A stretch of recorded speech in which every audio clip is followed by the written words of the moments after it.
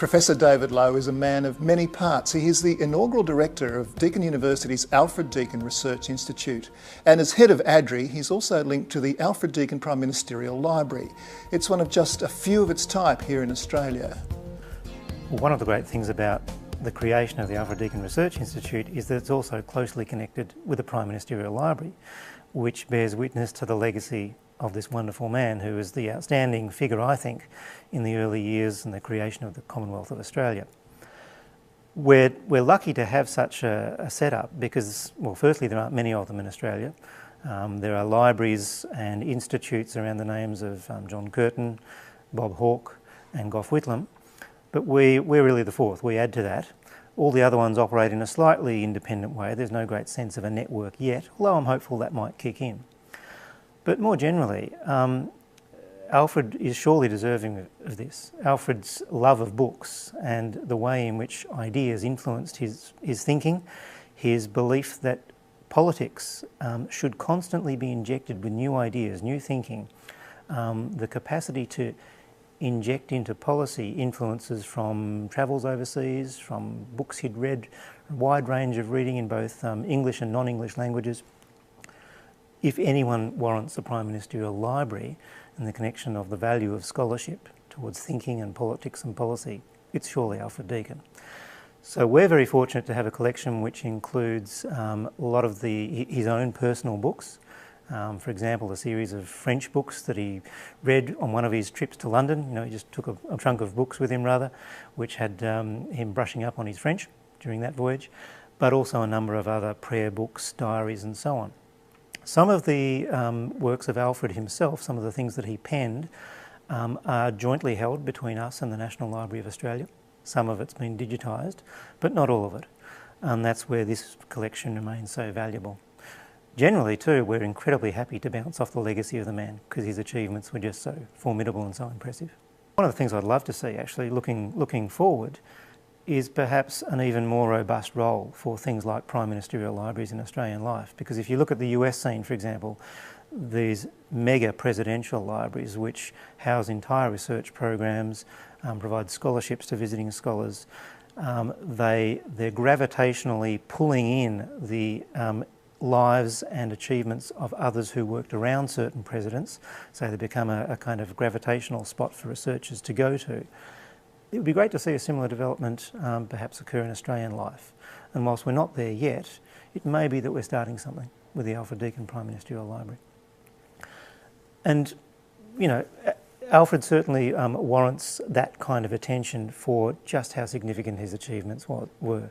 He was not only the second Prime Minister of Australia and Prime Minister 3 times in the first decade, but the legacy of the things that he left behind are still talked about, as some people talk about the so-called Australian settlement, the foundational, the architecture of bureaucracy, of political structures, which saw Australia through much of the 20th century. We're talking about things such as the arbitration system, old age pensions, the idea of national service leading to a distinctive Australian armed force, the creation of the Australian Navy, the laying of plans for a transcontinental railway, the Bureau of Meteorology, the High Court and the legal system. All of these bear the hand of Alfred at work. So his achievements in just laying foundation stones for what happened in Australia as Australia moved beyond this fledgling Commonwealth, this new thing, into growing as a unified country during the 20th century, can't be underestimated. I think Alfred will also be thrilled to know that there's been a research institute named after him, and indeed a university too.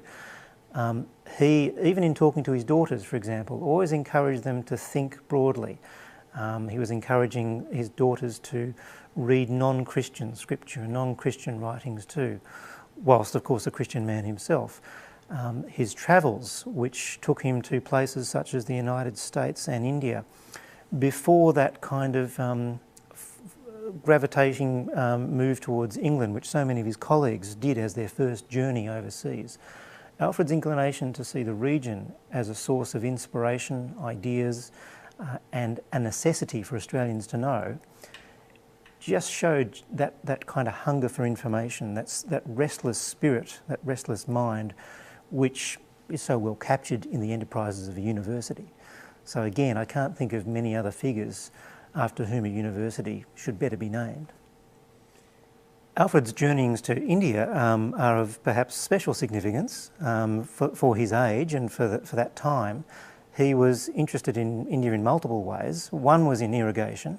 Alfred drew inspiration from what he saw when he visited India at the end of the 1880s, early 1890s, and also in California, and brought those ideas back and tried to implement them in the state of Victoria here.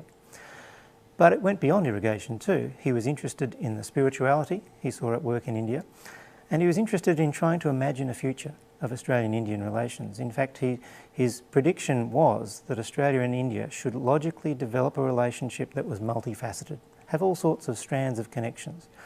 Now, he was a bit imprecise as to how that would pan out. You can forgive him for that.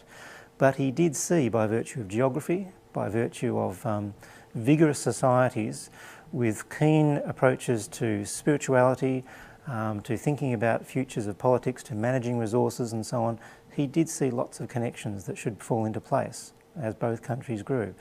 And again, there are very few of that time who came out with that kind of statement. There are very few who travelled to India and commented on it, as opposed to the European mode of thinking where most Australian minds gravitated to in, say, the late 19th century. The other thing about Alfred, which always strikes me, is how unfinished a business he thought the Act of Federation was. He was essentially, I think, an optimist. He saw that the Australian Federation was an ongoing process which needed to be constantly reinvigorated and reinvented. And that's where someone like himself, a politician who would constantly bring new ideas in, borrowed from overseas, grabbed from here and there, was the ideal person to set this in motion. So he was an optimist about who would come after him. Even though Alfred couldn't predict things like more recent day innovations such as native title legislation, such was the thinking of the man that I can well believe that he imagined at some stage a more constant degree of policy innovation in relation to Australia's Indigenous population would be factored in to the legal system. He did imagine that the High Court should be constantly revisiting just how well the Constitution was working for Australia. And it's this dialectical approach, if you like, and this kind of assumption of constant reform and progress, which these days you might say slightly old-fashioned nation building, but boy, it was impressive, and geez, did it lay the foundations for what's been a pretty good experiment ever since.